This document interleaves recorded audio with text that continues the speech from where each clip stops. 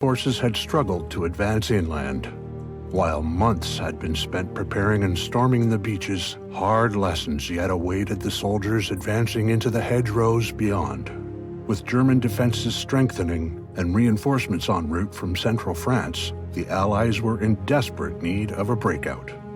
Operation Cobra achieved that objective before the end of July 1944, and the 2nd Armored Division's 2 combat commands were instrumental in bringing about this much-needed victory.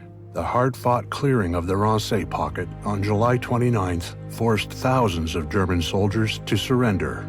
In the following days, the Allies managed to free Avranches, thrusting open the gate into Brittany after covering nearly as much ground as had been captured since the campaign began on D-Day. The area surrounding Saint-Lô would be fully liberated shortly thereafter. The result of Operation Cobra freed Allied forces from being bogged down with firefights in the maze-like bocage to press on into the Brittany Peninsula and the vital ports beyond. Owing in large part to the brave actions of everyday soldiers, superior supply, improved logistics, and undisputed control of the skies, the American First Army exploited an enemy in disarray, prioritizing the taking of key objectives in what would later become textbook armored maneuvers. The Germans, who had dominated France for 4 brutal years, were stunned and reeling from this chain of defeats in Normandy. Nevertheless, they were ordered by the Führer himself to attempt a futile counterattack at Mortain. The results were disastrous for the Germans, forcing them into an even hastier retreat. With cunning flanking maneuvers by the Americans from the south and the British, Canadians, and Polish pushing on from Caen, the Allies encircled 2 entire divisions of German Western Army Group B. These events, becoming known as the Falaise Pocket, crippled the German fighting spirit and were among the most decisive moments in the battle for France. Paris would ultimately be liberated by the end of August, along with the creation of a new southern front. The routed German Western Army left Hitler without sufficient forces to maintain the occupation. The Nazis were out of France by the end of 1944.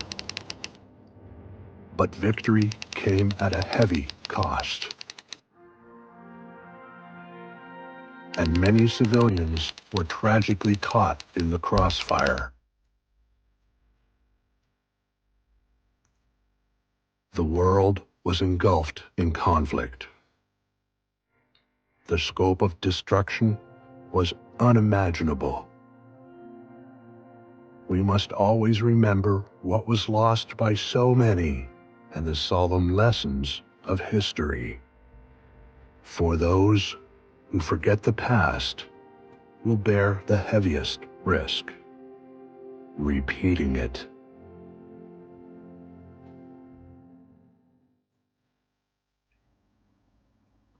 Oh.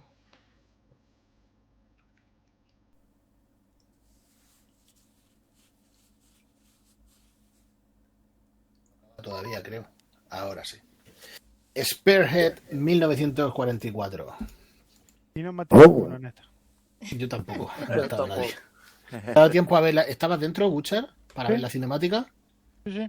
Ah, es que de repente he visto que estabas en el TS. Digo, me parece que Butcher no me suena haberlo visto en ningún soldado. Bueno, ¿qué os ha parecido, Butcher?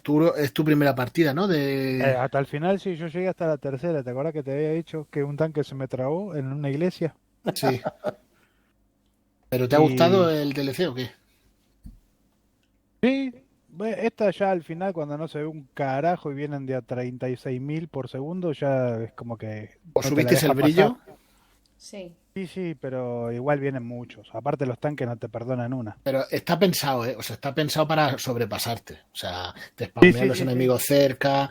Pero si te das cuenta, muchos tanques yo creo que explotan solos. O sea, llega un momento que están un ratito por ahí y ¡pum! Y vuelan. Sí, yo ya no sabía lo que era nuestro y lo que era... Pero mi partida se ha visto muy guapa, ¿eh? No esta del epílogo, la anterior. La de la noche. Esa se ha visto muy guapa. Mi partida ha molado mucho.